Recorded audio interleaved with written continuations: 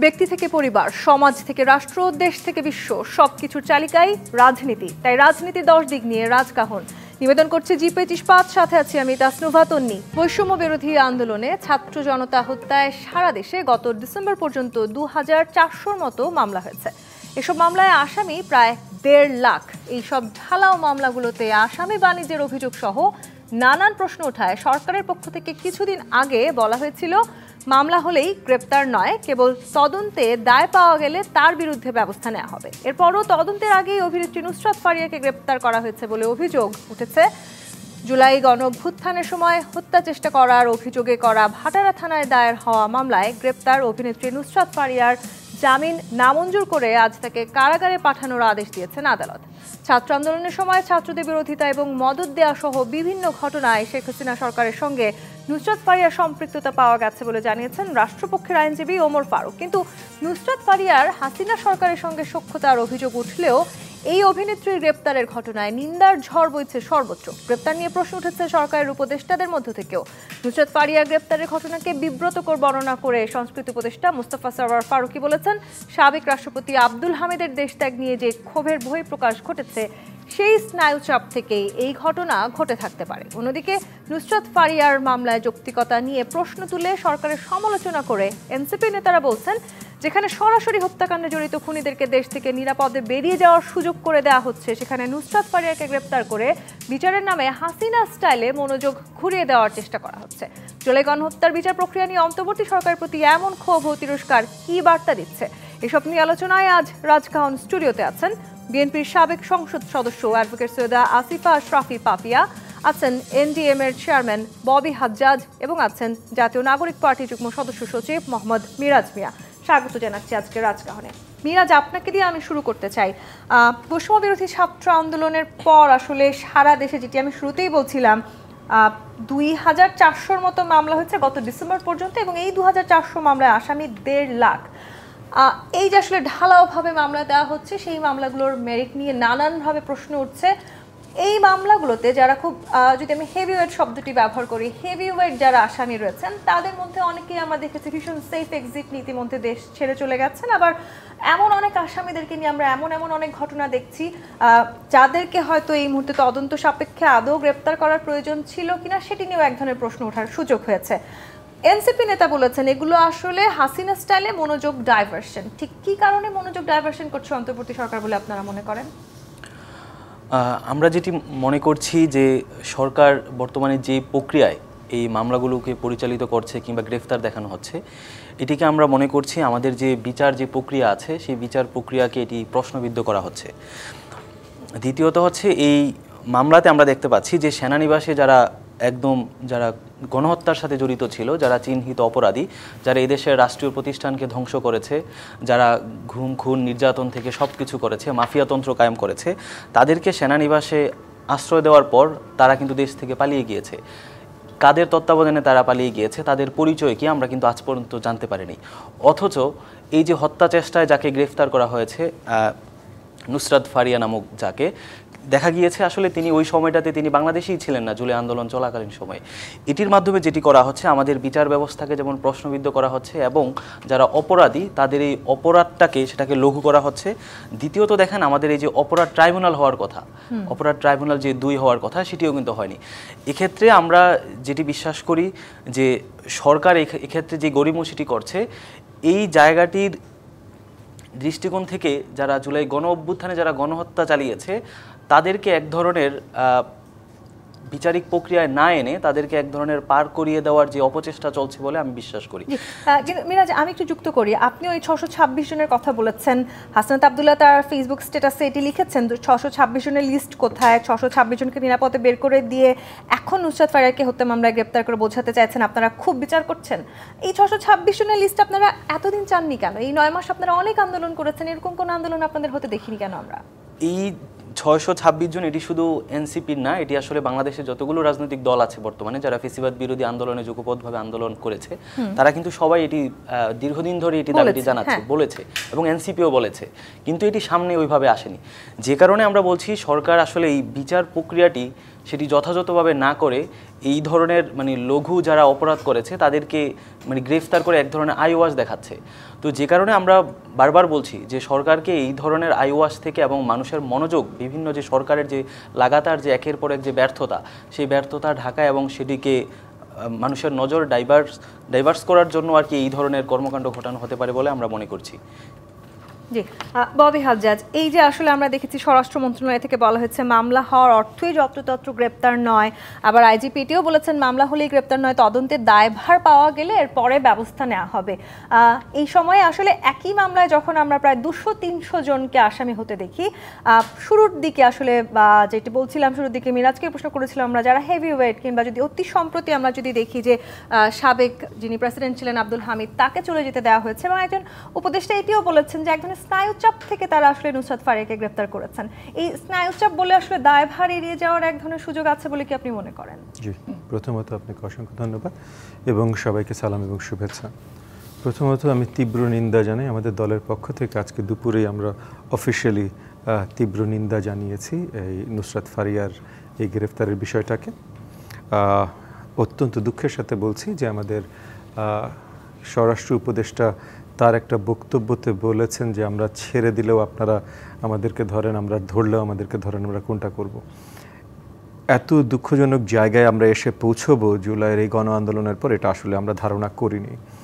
Mismanagement, ইনএফিশিয়েন্সি, lack of accountability সবগুলো এমন জায়গায় নিয়ে গেছে, মানে শুধু স্বরাষ্ট্র মন্ত্রণালয় না, কিন্তু এখন স্বরাষ্ট্র মন্ত্রণালয় নেই যেহেতু কথা হচ্ছে এটা নিয়েই বলছি, এমন জায়গায় নিয়ে গেছে যে এগুলো নিয়ে আর আলোচনার জায়গায় বোধহয় আমরা আর দাঁড়ানোর জায়গায় নাই। নুসরাত, আমাদের কনস্টিটিউশন, হ্যাঁ আমি জানি যে অনেকেই লাফালাফি করছে কনস্টিটিউশন ছিঁড়ে ফেলবো, এই করবো, এই করবো, কিন্তু এখনও তো কনস্টিটিউশন আছে। আমাদের কনস্টিটিউশনে আর্টিকেল 33 পরিষ্কার আমাদেরকে অধিকার দেয় যে আপনি যদি গ্রেফতার হন তাহলে গ্রেফতার কী কারণে হচ্ছে, কী হচ্ছে, এগুলো পরিষ্কার বর্ণনা তাকে দিয়ে তারপর তাকে গ্রেফতার করতে হবে। আর তাছাড়া আমাদের 102 আর্টিকেল 1 ও 2-তে তো হেভিয়াস কর্পাস আছেই যে আপনি র্যান্ডম গ্রেফতার করতে পারবেন না। তো কোন আইনের আয়তায় আপনি যদি বলেন যে সে মানে এই সর্ট অফ কী বললাম তার নামে হত্যা মামলা, এই হত্যা মামলা আপনি যেটা বললেন কয়েকশো মানুষের নামে এভাবে হত্যা মামলা দিয়ে দেওয়া হয়েছে, তো কোনোভাবে মানে একটা পাগলও কখনো বিশ্বাস করবে না যে এই মহিলা নুসরাত ফারিয়া নায়িকা উনি এই যে হত্যা মামলা তার নামে দেয়, তা অন্য কী করেছে না করেছে সেটা জানি না, কিন্তু যেই হত্যা মামলার আন্ডারে তাকে অ্যারেস্ট করা হয়েছে এই হত্যা মামলার সাথে সম্পৃক্ত থাকতে পারে না, এটা একটা পাগলও বোঝে। এই জায়গা থেকে স্বরাষ্ট্র মন্ত্রণালয়ের যে লাফালাফি, তার নামে নো ফ্লাই ছিল, সে নো ফ্লাই লিস্টে ছিল, ঠিক আছে, তাহলে এয়ারপোর্ট থেকে তাকে ফ্লাই করতে দেবে না। আমরা এর আগেও দেখেছি, কিছুদিন আগে আন্দালিব রহমান পার্থ সাহেবের স্ত্রীকে ফ্লাই করতে দেয়নি, নো ফ্লাই লিস্টে ছিল। কেন নো ফ্লাই লিস্টে ছিল আমার মাথায় ব্যথা না, সেটা আছে, ঠিক আছে, যদি শক্ত কোনো কারণ হয়ে থাকে সেটা স্বরাষ্ট্র মন্ত্রণালয় বুঝবে। নো ফ্লাই লিস্টে যদি থাকে সে ফ্লাই করতে পারবে না, ঠিক আছে, তাকে ফেরত পাঠিয়ে দাও, তাকে অ্যারেস্ট করে ভাটরা থানায় নিয়ে যাবে। কিসের এক্সাম্পল বানাতে চেষ্টা করছো তোমরা? কারণ পরিষ্কারভাবে তো আমরা দেখছি ভাই যে অ্যাকচুয়াল খুনের আসামিগুলো কোথায়। আর তোমরা যদি বলো যে হাসিনা সরকারকে পছন্দ করতো বা হাসিনা সরকারের কোনো একটা সুবিধা ভোগ করেছে, তাহলে তো ভাই বাংলাদেশের অ্যাটলিস্ট 1-2 কোটি মানুষ অ্যারেস্ট করতে হবে, এবং সেটা তো শুধু অ্যারেস্ট করতে হবে না, সেটা তো কোনো আইনের আওতায় পড়ে না ভাই। তো তোমার তো আইনের শাসন বজায়, আইনের শাসন তৈরি করবার জন্য আমরা সবাই আন্দোলন করেছিলাম। হাসিনা যেভাবে শাসন করছিল, যাকে যখন ইচ্ছা তুলে নিয়ে যাবে, আইনের কোনো অ্যাকচুয়াল প্রয়োগ থাকবে না, সেগুলো যদি চলমান থাকে, যার বিরুদ্ধেই হোক না কেন, যদি চলমান থাকলে সেটার জন্য তো আন্দোলন করিনি আমরা। তাহলে এখন স্বরাষ্ট্র মন্ত্রণালয়ের দায়িত্ব নিয়ে তারপর এই ধরনের কথাবার্তা বলছেন, অন্য মন্ত্রণালয়ের যারা দায়িত্বরত আছেন তাদের তো এটা নিয়ে কোনো কথা বলতে শুনছি না, তারা এটা ইদার সাপোর্ট করছেন বা চুপ থাকছেন। কেন ভাই? আপনারা মানে কি চিন্তা করে? আমি কিছুদিন আগে শুনলাম সরকারের কোনো একটা টক শোতে সরকারের অত্যন্ত বড় পর্যায়ে দায়িত্বপ্রাপ্ত একজন বলছিলেন যে সব ধরনের ম্যান্ডেট ওনারা নিয়ে আসছেন। কে দিয়েছে ম্যান্ডেট? কোত্থেকে বলে? ম্যান্ডেট মানে কি? আমি আসলে না না, জনগণের কাছে গেল কখন? মানে ম্যান্ডেট শব্দটার অর্থ ওনারা কিভাবে বোঝেন একবার একটু ডিকশনারি খুলে দেখা শুরু করেন। আমি জানি এই আপনার অন্তর্বর্তীকালীন সরকারের উপদেষ্টা মণ্ডলের ভিতর অনেক আইনজীবীরা আছেন, তো আইনজীবী আর ম্যান্ডেট শব্দের অর্থ আপনারা জানেন না, তাহলে আপনারা কিভাবে ভাই সরকার চালাবেন? কিসের ম্যান্ডেট আপনাদের আছে এটা তো আপনাদের বোঝাটা অত্যন্ত গুরুত্বপূর্ণ। আপনারা র্যান্ডম মানুষকে অ্যারেস্ট করছেন। আমি নুসরাত ফারিয়াকে পছন্দ কি করি, আর কতগুলো আছে, চঞ্চল চৌধুরী, কি অনেকগুলো নাম আছে যারা আর্টিস্টরা হয়তো সুবিধাবাদী আর্টিস্ট ছিলেন, ঠিক আছে ভাই, সুবিধাবাদী তো সব জায়গায় ছিল। সরকার পরিচালনায় এই মুহূর্তে ব্যক্তিরা আছেন যারা আওয়ামী লীগের সুবিধাবাদী ছিলেন, আওয়ামী লীগের সময় অনেক সুবিধা ভোগ করেছেন। আমরা তো বলি নাই ভাই টেনে হেসে তাদেরকে সরকার থেকে নামা, না, কোনো দরকার নেই। যদি সে কোনো অ্যাকচুয়াল অন্যায় অপরাধ করে না থাকে, কখন কার সময় সুবিধা নিয়েছে এটা আমার মাথা ব্যথা না, জি, আর এই যে স্নায়ুচাপের জায়গাটা আমরা আলোচনা করছিলাম, আমি অ্যাডভোকেট সৈয়দা আসিফা আশরাফি পাপিয়া, রাষ্ট্রপতি সাবেক রাষ্ট্রপতি আব্দুল হামিদের দেশত্যাগ নিয়ে আসলে যে ক্ষোভের বহিঃপ্রকাশ ঘটেছে, সেখান থেকে এই সরকার এক ধরনের স্নায়ুচাপ অনুভব করেছে, সেটি সংস্কৃতি উপদেষ্টা বলেছেন। তার মানে কি আসলে একজনের দেশত্যাগের ক্ষোভের বহিঃপ্রকাশ গিয়ে অন্য আরেকজনের কাঁধে পড়লো? এখানে ব্যাপারটা হচ্ছে কি যে অদ্ভুত একটা শব্দ, স্নায়ুচাপ, নিম্নচাপ, ঊর্ধ্বচাপ, স্নায়ুচাপ। মানে 15 বছর যখনই মামলা, অ্যারেস্ট, গ্রেপ্তার, কি ব্যাপার আমাদের উপরে নির্দেশ, কি ব্যাপার উপরের নির্দেশ। আমরাও জনগণ মাঠ লেভেলের, আমরাও দিয়ে নিম্নচাপ দিয়ে উপরের নির্দেশ যাতে পালন করতে না পারে, ওই যাকে তাকে যত্রতত্র গ্রেপ্তার, অপহরণ, নির্যাতন এগুলো করতে না পারে, ক্রস ফায়ার, সেটাতে আমরা 15 বছর বহুত চেষ্টা করলাম। আর এদের আবার স্নায়ুচাপ, এটা আর একটা নতুন শব্দ বাংলাদেশের রাজনৈতিক। এক নতুন নতুন শব্দ তো আমরা অনেক পাচ্ছি, যেগুলো অনেকদিন শুনি নাই, কি কখনোই শুনিনি, নতুন নতুন শব্দ পাচ্ছি। এখন এখানে ব্যাপার হচ্ছে কি, বাংলাদেশের রাজনীতিটা বিশেষ করে শেখ হাসিনার এই অবৈধ ক্ষমতায়ন এবং অনির্বাচিত প্রতিনিধি হিসেবে 15 বছর থাকার কারণে শিল্পী, কলা কুশলীদেরকে যেভাবে রাজনৈতিক মঞ্চে এনেছে, যেভাবে তাদেরকে রাজনীতির ঠিক সঠিক যে ব্যাপারটা, ব্যাখ্যাটা সেটা না দিয়ে বিভিন্নভাবে অশালীনভাবেই বলেন, শালীনভাবেই বলেন, ন্যাকেটলি বলেন, বিভিন্নভাবে উপস্থাপিত হয়েছে, পার্লামেন্ট থেকে শুরু করে একবারে মাঠ পর্যন্ত। বিশেষ করে 24-এর এই পাতানো নির্বাচনে আপনি দেখেছেন যে এইখানে গায়িকা নায়িকারা শুধু গান গেয়ে গেয়ে যাচ্ছে, ভোটারও নাই, মানুষও নাই। হ্যাঁ, তো এখন ব্যাপার হচ্ছে কি, নুসরাত ফারিয়া রাজনীতি আওয়ামী লীগের সাথে করে কি করেন, এটা আমার গবেষণার বিষয় না। তবে আওয়ামী লীগের রাজনীতির সাথে যদি জড়িত থাকে, যেমন ও বললো যে ছিলই না দেশে, সে ছিলই না এই জুলাই অভ্যুত্থানের সময়, যেটা বললেন উনি যে দেশে ছিলেন না, তো দেশে যদি না থেকে থাকে তাহলে তো জুলাই আগস্টের ঘটনাতে তাকে গ্রেপ্তার দেখানোটা অনুচিত প্রথমত। আর দ্বিতীয়ত, তার রাজনীতি করতে গেলে শিল্পীর বেসিক্যালি আমার ব্যক্তিগত অভিমত যদি চান, শিল্পীর কোনো দল থাকা উচিত না। আব্দুল জব্বার যে মুক্তিযুদ্ধের গান গেয়েছে, তার কি দল থাকা উচিত? তারপরে স্বাধীন বাংলা বেতার কেন্দ্র থেকে যে শিল্পীরা গান গেয়েছে, তাদের কি দল থাকা উচিত? এটা তো চেতনা, এটা তো একটা সমাজের শোষণের বিরুদ্ধে কণ্ঠের প্রতিবাদ। সাংবাদিকেরা, কবিরা যেমন লেখনীর প্রতিবাদ করে, আইনজীবীরা যেমন অপকর্মের বিরুদ্ধে আইনি লড়াই দেয়, ঠিক শিল্পীরা ঠিক সেইভাবেই রাষ্ট্রীয় অপশাসনের বিরুদ্ধে তাদের সুর এবং কণ্ঠের মাধ্যমে প্রতিবাদ জানায়। এটা বেসিক্যালি আমি এইভাবে একবার রাজনৈতিক মঞ্চে এমপি মন্ত্রী হয়ে এই যে দল করার প্রবণতা 15 বছর দেখলাম, ফেরদৌস টেরদৌস, তারারা হালিম, কবরী থেকে শুরু করে সবগুলো, এইটাও রাজনীতির জন্য একটা অশনি সংকেত বলে আমি মনে করি।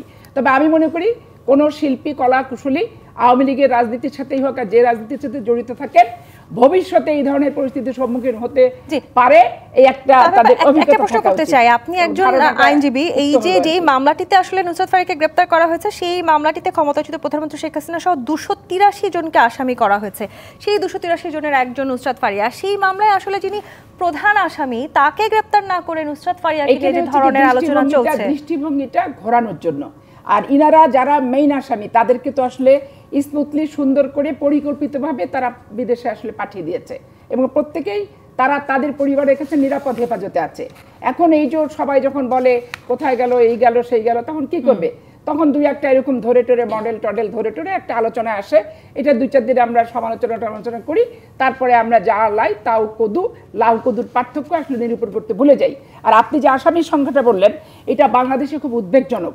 প্রকৃত অর্থে কয়টা জেলাতে এবং ঢাকায় কি পরিমাণ মারা গেছে, হত্যার লিস্ট যদি প্রকৃত থাকে, 64টা ডিস্ট্রিক্টের জেলা প্রশাসনকে বললে হত্যার লিস্টটা যদি সঠিক হয়, তাহলে হত্যা মামলার সেখানে কি হতে পারে? মূল নেতারা, আওয়ামী লীগের জেলা কে আছে, আওয়ামী লীগের অঙ্গ সংগঠনগুলোর জেলা কমিটিতে কারা আছে, এর বাইরে ওই ইউনিয়ন কমিটির কোনো নেতার কি আওয়ামী লীগ সরকারকে নিয়ন্ত্রণ করার কোনো ক্যাপাসিটি কি বেসিক্যালি থাকে?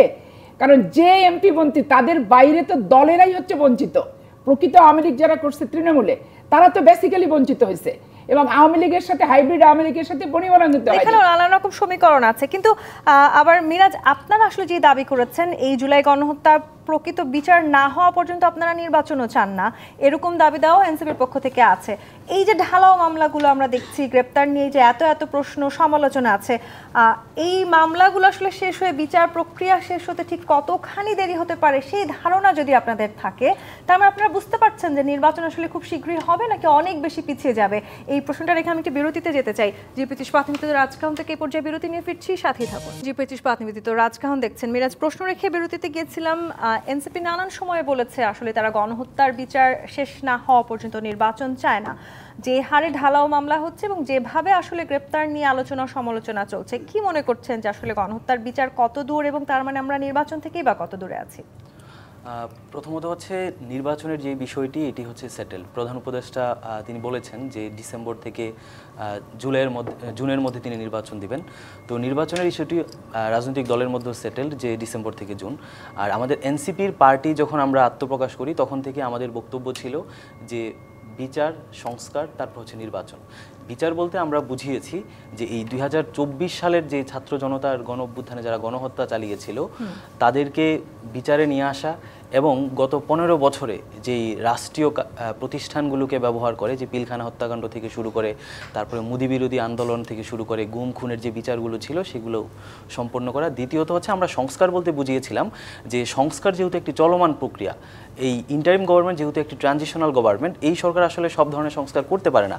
যে ক্ষেত্রে আমরা এনসিপি থেকে বারবার বলছি যে মৌলিক সংস্কার বলতে রাষ্ট্রের যে ইনস্টিটিউশনগুলো আছে, সাংবিধানিক যে প্রতিষ্ঠানগুলো আছে, সেই প্রতিষ্ঠানগুলোকে সংবিধানও পাল্টে ফেলার কথা বলেছে। যে আমরা বলছি যে স্বাধীন যে প্রতিষ্ঠানগুলো আছে সেগুলোকে আসলে রাষ্ট্রের যে রাষ্ট্রীয় প্রতিষ্ঠান সেগুলোকে ফাংশনাল করা এবং সেগুলোকে স্বাধীন এবং নিউট্রাল করা।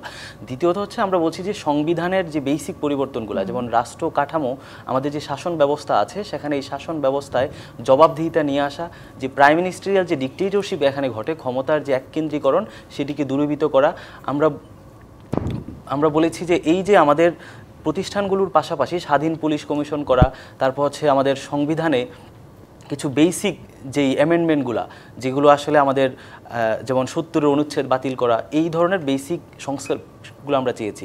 তারপর হচ্ছে আমরা বলছি যে নির্বাচনের ক্ষেত্রে এই ধরনের সরকারের বিচার এবং এই সংস্কার, এই দুটির মাধ্যমেই পরবর্তীতে একটা প্রক্রিয়ায় গিয়ে নির্বাচনটি হবে। তো যেহেতু নির্বাচনের ইস্যুটি, প্রক্রিয়াটি কতখানি দীর্ঘ হতে পারে সেই ধারণা আমি নিশ্চিত যে আপনাদেরও আছে। না, আপনার হচ্ছে দেখেন, এই যে যারা গণহত্যার সাথে সরাসরি জড়িত ছিল, এদের শেখ হাসিনার নামে 275টি মামলা আছে মিরাজ। না, এই ক্ষেত্রে আসলে রাষ্ট্রের একটা ইগনোরেন্স আমরা দেখেছি যে সরকারে যারা আছে তাদের। আমরা বলছি যে আপনি দেখেন যারা গণহত্যার সাথে জড়িত, এই মানুষের সংখ্যা কিন্তু অনেক বেশি না, অল্প সংখ্যক। এদের বিচারের আওতায় নিয়ে আসা কিন্তু খুব অনেক বেশি সময় লাগার কথা না।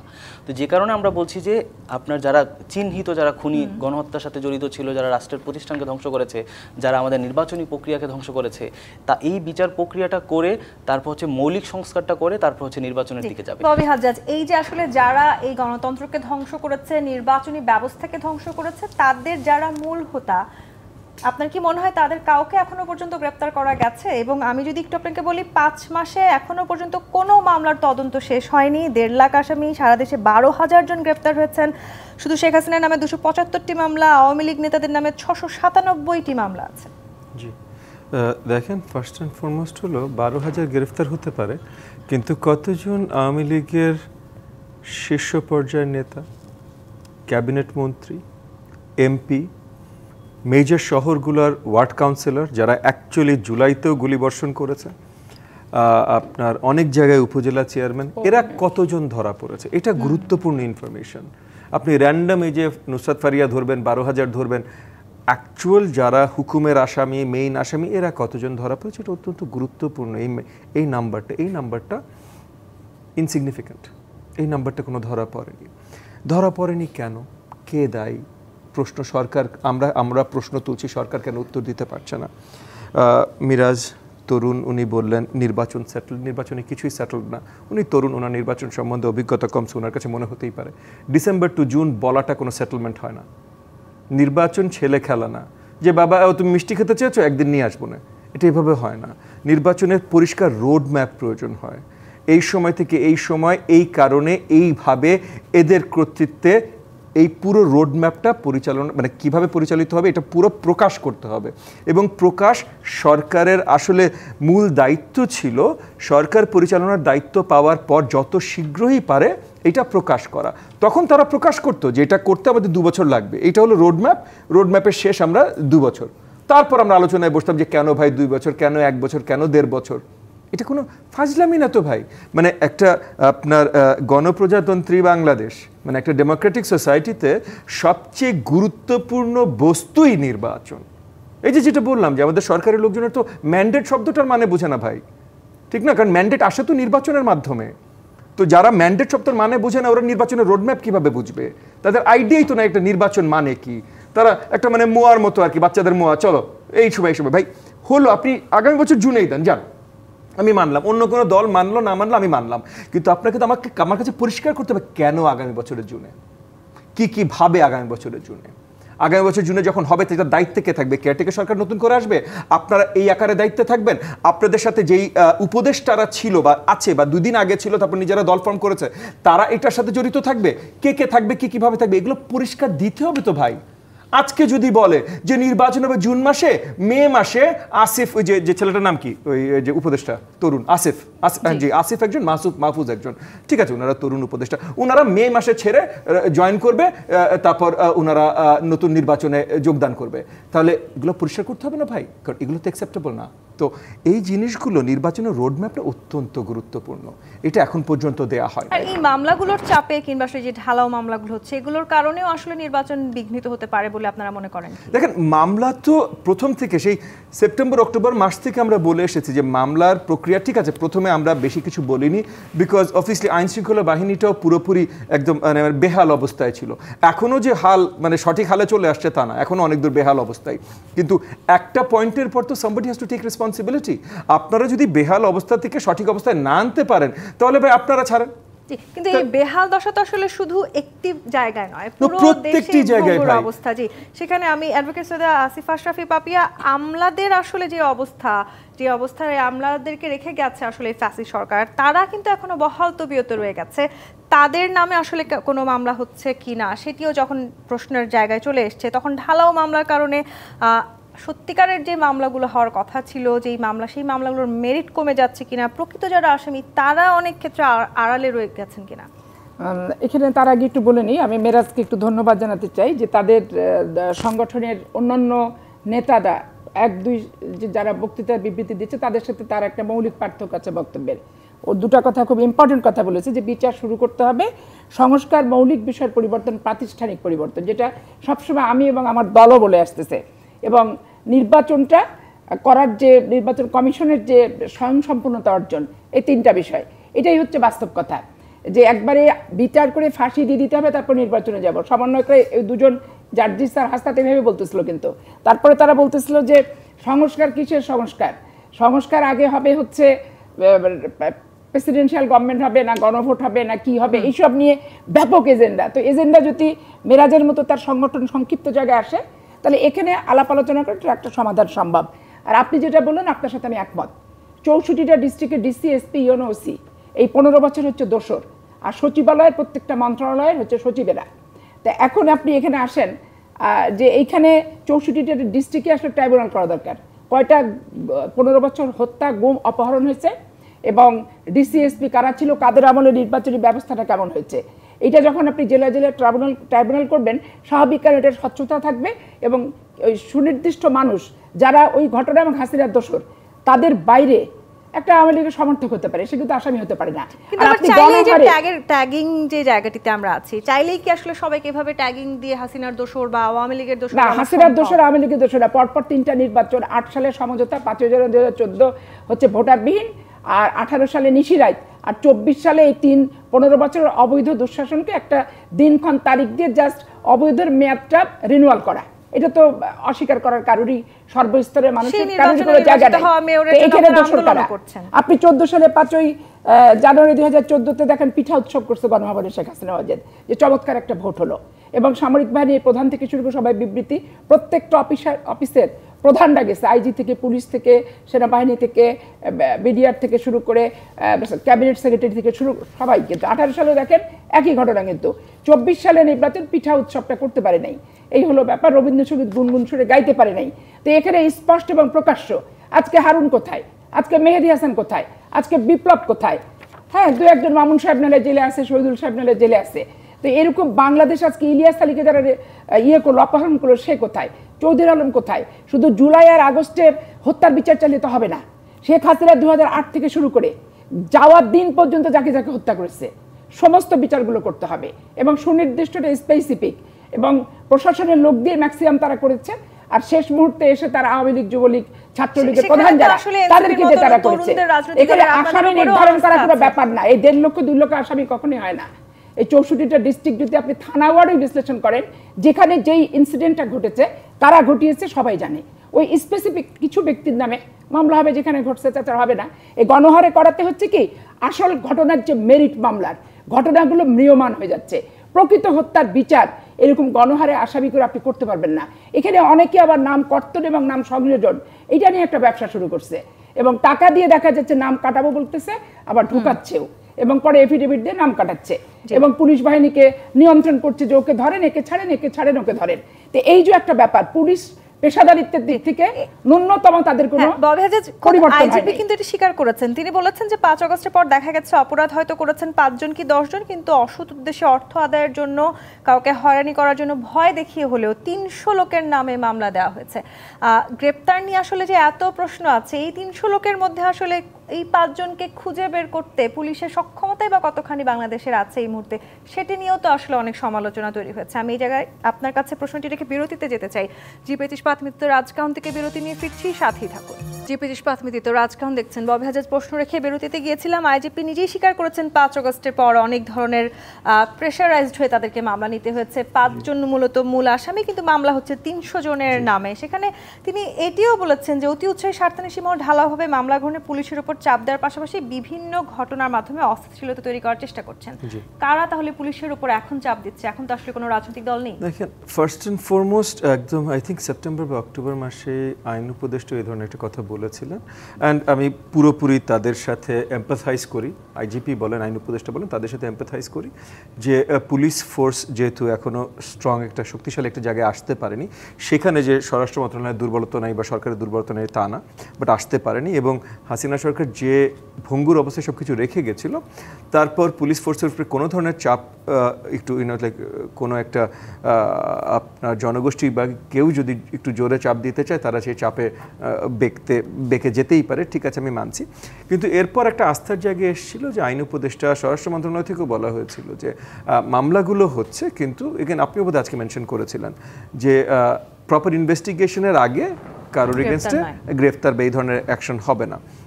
তো সেই পর্যন্ত তবুও ঠিক ছিল, ঠিক আছে। এখন ইনভেস্টিগেশনগুলো অবভিয়াসলি আপনি যেটা বললেন যে হাজার হাজার মামলা যখন হয়ে গেছে, ম্যান পাওয়ার কতখানি আছে ইনভেস্টিগেশনগুলো সঠিকভাবে করবার, তো এটাও একটা গুরুত্বপূর্ণ বিষয়। এখানে হয়তো স্পেশাল ট্রাইব্যুনাল যদি তৈরি করা হতো, তাহলে স্পেশাল ট্রাইব্যুনালের মাধ্যমে হয়তো অনেক মামলা বাতিল করা যেত। এখন শেখ হাসিনার নামে 2000 না 12,000 না 20,000 মামলা, সেটা ভিন্ন কথা। তার নামে শুধু করাপশনেরই হয়তো 10,000 মামলা হতে পারে, কারণ অ্যাকচুয়ালি 10,000 ভিন্ন করাপশন হ্যাঁ আছে। তো তার নামে 20,000 30,000 কেস হতে পারে, বাট একটা কেসে 1,500 সর্ট অফ ইসে হতে পারে না, অ্যাকিউজড হতে পারে না। সো ওই জায়গাগুলোতে ওই স্পেশাল ট্রাইব্যুনাল প্লেস করা বা এই যে প্রসিডিউরাল অনেক কিছু আছে, এই কাজগুলো এই সরকার করেনি এবং করছে না। এবং এখন কিছু দূর, অত্যন্ত দুঃখের সাথে বলছি, মনে হচ্ছে যে অনেক কারসাজি সরকার করছে একটু জাস্ট চোখ দেখানোর জন্য, একটু পিআর এফেক্টের জন্য, যেটা অত্যন্ত দুঃখজনক। বাট লাইক আমরা অনেক ধরনের পলিটিক্যাল সরকার যখন ভালোভাবে দেশ পরিচালনা করতে পারে না, কিন্তু নিজেদের ভোটও হারাতে চায় না বা এরকম কোনো একটা, তারা এই ধরনের নাটক পিআরের কাজ বেশি করে। আমরা আশা করেছিলাম প্রথম থেকে যে অন্তর্বর্তীকালীন সরকার, যেহেতু এগেন আমরা সবাই মিলে সম্মিলিত একটা এফার্ট এই জায়গায় এসেছি এবং এই অন্তর্বর্তীকালীন সরকারকে রাষ্ট্র পরিচালনায় বসিয়েছি, তারা অ্যাটলিস্ট এই ধরনের পিআর বাজি, ভাওতাবাজি করবে না। তারা পরিষ্কার টু দ্য পয়েন্ট কাজ করতে চেষ্টা করবে। এখানে আমাদের একটা বড় দুঃখ প্রকাশ করতে বাধ্য হচ্ছি। এবং একই সাথে দেখেন, আপনার কোর্ট প্রাঙ্গণেই বলেন, কোর্ট প্রাঙ্গণে কি চেঞ্জেস এসছে, আমি হাইকোর্টের কথা বলছি, আমি লোয়ার কোর্টের কথা বলছি, লোয়ার কোর্ট প্রাঙ্গণে কি চেঞ্জেস এসছে, মানে ম্যাজিস্ট্রেট জাজে কি চেঞ্জ এসছে, প্রসিডিউরাল কি চেঞ্জ এসছে, যেটা গত 15 বছর হাসিনা সরকারের সময় যা হয়েছে সেটা কন্টিনিউ করবে না। সো সব জায়গায় তো আপনার তো শুধু থানা দেখলে হবে না, আপনার থানা দেখতে হবে, প্রশাসন দেখতে হবে, লোয়ার কোর্ট দেখতে হবে, মানে পুরো বিচার ব্যবস্থা দেখতে হবে, এবং সাথে এগেন ওভারঅল অ্যাডমিনিস্ট্রেশন দেখতে হবে। মিরাজ, এই যে আসলে অনেক ধরনের জটিলতার সম্মুখীন আমরা হয়ে আছি এই মুহূর্তে, কিন্তু এনসিপির প্রতি আসলে অন্তর্বর্তীকালীন সরকার এক ধরনের দুর্বলতা আছে এবং তাদেরকে সময়ও দেওয়ার চেষ্টা করছে, দল গোছানো, এরকম নানান রকমের আলোচনা আছে। এই সময়টাতে এসে যখন আবার এই ধরনের ঢালাও মামলা আমরা দেখছি, আপনাদের সাথে এই বিষয়গুলো নিয়ে এক ধরনের দূরত্ব সৃষ্টি হচ্ছে অন্তর্বর্তী সরকারের, সেটি আসলে কেমন প্রভাব ফেলতে যাচ্ছে? প্রথমে দেখেন, এই সরকার আসলে একটি গণ অভ্যুত্থান পরবর্তী সরকার, এবং এই সরকারের পিছনে দলমত নির্বিশেষে সবারই একটা সাপোর্ট আছে। শুধু এনসিপিরও যেমন সাপোর্ট আছে, এখানে বিএনপিরও সাপোর্ট আছে, জামাতেরও সাপোর্ট আছে, অন্যান্য সব দলেরই আছে। বিগত 15 বছরে আমরা যেই ধরনের রাষ্ট্র ব্যবস্থার মধ্য দিয়ে গিয়েছি এবং একটি গণ অভ্যুত্থানের পরে যে সরকারটি এসেছে তাদের উপর আমার যে প্রত্যাশা ছিল আমাদের, সেই প্রত্যাশা কিন্তু তারা বাস্তবায়ন করতে পারছে না। এবং সামনে নির্বাচন হওয়ার পর যে নির্বাচিত সরকার আসবে তারাও কতটুকু বাস্তবায়ন করতে পারবে এবং তারা কি করবে সেই ধরনের কোনো রোডম্যাপও কিন্তু আমরা তাদের কাছে দেখতে পাচ্ছি না। এই যে রাষ্ট্রের একটা ওভারঅল সিচুয়েশন, এই পৃথিবীর প্রত্যেকটা জাতিরাষ্ট্রের একটা ন্যাশনাল ক্যারেক্টার থাকে। আমরা বাংলাদেশ হিসেবে আমাদের ন্যাশনাল ক্যারেক্টারটা আসলে কি? আমরা দেখেছি আমরা দীর্ঘদিন যেমন জামিনদারি প্রথার মধ্য দিয়ে গিয়েছি, আমরা ব্রিটিশ ঔপনিবেশিক শাসনের মধ্য দিয়ে গিয়েছি, এবং আমাদের এই জাতিসত্তার সাথে বিভিন্ন জাতিসত্তা যখন মিশ্রিত হয়েছে তখন আমাদের এখানে একটা ক্যারেক্টার ডেভিয়েশন হয়েছে, যে কারণে আপনি দেখবেন যে আমাদের এখানে জন্মগতভাবেই মানুষের মধ্যে লোভ, লালসা, প্রতিহিংসা, চাটুকারিতা, স্বজনপ্রীতি, এই ব্যাপারগুলো আমাদের অস্থিমজ্জায় মিশে গিয়েছে।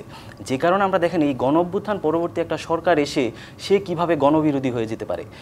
মানে এই জায়গাটাতে আমরা সরকারের প্রতি আপনাদের আস্থা কমে আসছে দিন দিন, এবং আবার রাজনৈতিক দলের উপরেও আপনারা পূর্ণ আস্থা রাখতে পারছেন না। আমি এটা যেটা বোঝানোর চেষ্টা করছি যে আমাদের পুরো ওভারঅল রাষ্ট্রের যে মেকানিজম, যে আপনার রাষ্ট্রের যে ন্যাশনাল ক্যারেক্টার, সেটাই আমাদের একদম ভঙ্গুর অবস্থায় আছে। এই জায়গা থেকে আপনি যেমন এই মিডিয়া ব্যক্তিত্ব যারা আছে, মডেল যারা আছে, তাদের যেমন চাটুকারিতা আমরা দেখি, তাদের যেমন মোরাল ডিগ্রেডেশন দেখি, রাষ্ট্রের রাজনীতিবিদ যারা আছে তারা এই যে দেখেন মেয়র নিয়ে যেই আন্দোলনটি হচ্ছে, জনদুর্ভোগটি হচ্ছে, এটার তো কোনো ভিত্তি নাই। আপনার 5 বছর আগের ইলেকশন হয়েছে, সেটার মেয়র আপনি এখন দাবি করছেন। যে কারণে আমরা বলছি যে এই যে বর্তমানে দেখেন এই সরকারের যেমন এক ধরনের চাটুকারিতা আছে, অসংখ্য মানুষ পাবেন যারা সরকারকে নির্দ্বিধায় চাটুকারিতা করে যাচ্ছে। আবার আপনি একইভাবে রাজনৈতিক দল থেকে দেখবেন এই সরকার ভালো কাজেরও সরকারের সমালোচনা করছে এবং যদি যেটা খারাপ হয় সেটারও সমালোচনা করছে। যে কারণে আমি বলছি আমাদের এই যে আমরা যেই সিস্টেমেটিক ওয়েতে গেছি, এই জায়গা থেকে আপনি যদি আমাদের শিক্ষা ব্যবস্থা থেকে শুরু করে আমাদের সামাজিক মনোজাগতিক যদি চেঞ্জ আমাদের যদি বড় না নিয়ে আসতে পারি, যেই সরকার আসবে যাবে আমাদের আসলে পরিবর্তন হবে। আসিফ আশরাফি পাপিয়া, এই ঢালাও মামলার সবচাইতে বেশি আসলে হয়তো যারা মুখোমুখি হয়েছেন তারা বিএনপি নেতাকর্মী। সেই ঢালাও মামলার যে সংস্কৃতি, কি মনে করছেন অন্তর্বর্তীকালীন সরকারের সময় সেটা আমরা অনেক পরিবর্তন প্রত্যাশা করেছি, মিরাজও বলছিলেন, সেই পরিবর্তন দেখেছেন? আমি কোনো প্রকার পরিবর্তন এদের দেখিনি, এবং এদের পরিবর্তন নিয়ে যে একটা চেষ্টা করা এবং এটা সকলের সাথে মত বিনিময় করে যে একটা গতি এবং স্পিড, এটা বিন্দুমাত্র আমি দেখছি না। এটা না সদিচ্ছার অভাব তাদের, না তারা আবার তাদের মেয়াদটাকে দীর্ঘায়িত করতে চাচ্ছে, এবং তাদের বক্তব্য, বিবৃতি, বডি ল্যাঙ্গুয়েজ কোনো কিছুতে কোনো সমাধানের কোনো কিছুই দেশবাসী কিন্তু পাচ্ছে না বাস্তবিক অর্থে। ঢালাও মামলার 50টার আসামি আমি হয়েছি, আমাকে রিমান্ডে থানায় ফেলে রাখছে। তা আমি নিজে কখনো চাই না যে ঢালাই মামলার নিরপেক্ষ একটা মানুষ কখনো আসামি হয়ে ওরকম রিমান্ডে থানায় বারান্দায় বেঞ্চের উপরে তাকে ঘুরায় বসায় নিয়ে যাক। আমাকে যখন 5 মাস জেলে রাখছে, জেলের যে কষ্ট, সংসার সন্তান ছেড়ে রেখে এই কষ্টটা আমার উপলব্ধির ভিতর আসছে। সারা জীবন আইনজীবী হিসেবে মানুষের মুক্তির চিন্তাই কিন্তু করছি, কিন্তু নিজে যখন বন্দী হয়ে গেছি তখন নিজের মুক্তিটা যখন অনেক দূরে চলে যায়, সেই কষ্টটা যে কি পরিমাণ কষ্ট সেটা খুব যে ভুক্তভোগী সেই কিন্তু বুঝে। ও একটা বলছে যে জনদুর্ভোগ সৃষ্টি হচ্ছে মেয়রের জন্য। তারা যতগুলো প্রোগ্রাম করছে, এই প্রোগ্রামে যে কি পরিমাণ জনদুর্ভোগ সৃষ্টি হয়েছে সেই দিকে কিন্তু তারা তাকায়নি, বিশেষ করে এই অন্তর্বর্তীকালীন সরকার আসার পর থেকে। এখন জনদুর্ভোগ দোষ নাই, অন্য কেউ করলে দোষ। এটাই জনদুর্ভোগ সৃষ্টি তো আমরা যে কোনো প্রোগ্রাম করলেই শুরু হয়ে যাবে। এখন মানিক ভাই এভিনিউ তারা প্রোগ্রাম করলে হয় না, তারা শাহবাগ চত্বরে করলে জনদুর্ভোগ হয় না, যমুনার সামনে যদি তারা করে জনদুর্ভোগ হয় না। হুঁশিয়ারি দিয়েছি, চলে তো আর যায়নি, চলেতে যায়। আর আমরা গেলে দেখবেন আমাদেরকে পিটাইটা লাট করে দেবে আওয়ামী লীগের মতো করেই। জাহাঙ্গীরনগর বিশ্ববিদ্যালয়ের ছাত্রদের প্রতি একরকম আচরণ, তাদের দাবি দেওয়ার প্রতি একরকম আচরণ, জগন্নাথ বিশ্ববিদ্যালয়ের সমন্বয়কদের প্রতি আর এক রকম আচরণ। এই যে দৃষ্টিভঙ্গিগত পার্থক্য, এবং সরকার যেটা মনে মনে পোষণ করে সেটা এদেরকে দিয়ে যমুনা ঘেরাও টেরাও করে, সেটা কার্যকর করে। তখন এদেরকে একটা সাকসেসফুল নেতৃত্ব মনে করে, এরা যা চায় তাই হচ্ছে। কিন্তু পাবলিক মেসেজটা যাচ্ছে ভিন্ন, যে এরাই ক্ষমতাসীন দলের গর্ভে জন্ম লাভ করার জন্মপ্রাপ্ত সদ্য নবজাত শিশু, আর এই শিশুদেরকে হচ্ছে চালাচ্ছে যিনি গর্ভধারণ করেছেন, যিনি পার্টিতে যার ক্ষমতা আসার পরে হয়েছে। যার কারণে এইখানে ইনারা যা করবেন এবং সরকার যা করবে এরা পরস্পর সম্পর্কযুক্ত। কিন্তু মিরাজ কিছুক্ষণ আগে আসলে এই আপনাদের এই অভিযোগটি অস্বীকার করেছেন। এরপরে আসলে আমরা চাই এই ধরনের ঢালাও মামলা থেকে আসলে আমরা নিশ্চয়ই বেরিয়ে আসা, সেই সংস্কৃতি থেকে বেরিয়ে আসতে চাই। সৈয়দা আসিফ আশরাফি পাপিয়া, ববি হাজ্জাজ, মোহাম্মদ মিরাজ মিয়া, অসংখ্য ধন্যবাদ আজকে রাজকাহনে সময় দেওয়ার জন্য। আজকের মতো বিদায় নিচ্ছি। জি25 প্রাথমিক রাজকাহন থেকে ফিরবো আগামীকাল রাত 10টায় নতুন রাজকাহন নিয়ে। টিভিসির সঙ্গেই থাকুন।